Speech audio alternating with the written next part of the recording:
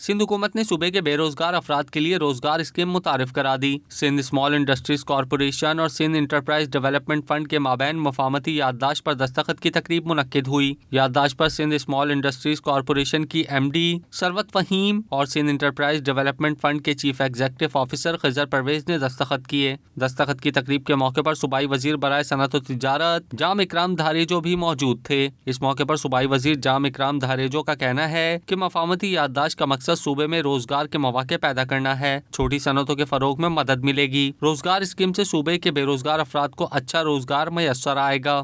Chairman Bilawal Bhutto Zardari صاحب کا vision ہے کہ ہر ڈسٹرکٹ میں ہم انڈسٹریل زونز بنائیں اور لوگ وہاں انڈسٹریز لگائیں۔